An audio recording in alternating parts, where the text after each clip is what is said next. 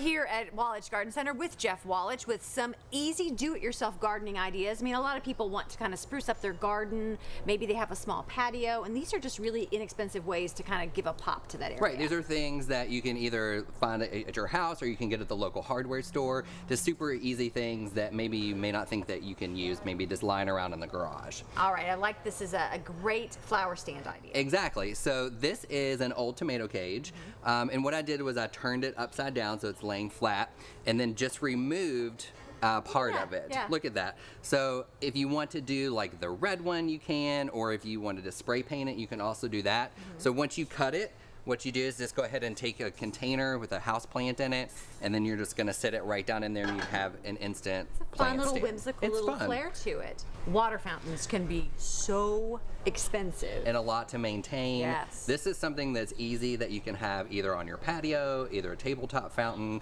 and all you're needing is just an inexpensive galvanized bucket. So what I did was I filled this up with some rocks on the bottom just so the pump wasn't all the way at the bottom.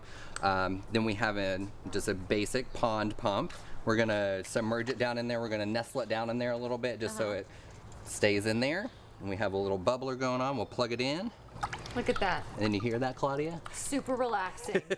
Welcome to the Zen garden. Exactly, right? All right, this is a way to kind of mark your garden. It's not going to add Yeah, rocks and easy, fun, cheap garden marker, and you can even do this with your kids. If you don't have time, you can either just use a black Sharpie, or you can get all the really fun, cool colored paint, write it on the brick, and then write it on little small pieces of wood too. Lastly, a nice little stackable herb garden for condos, apartments. Yeah, you don't have a lot of space, you want an herb garden, In there. you're going to take those containers and you're just going to stack it up. on. For all these ideas, go to wallitch.net.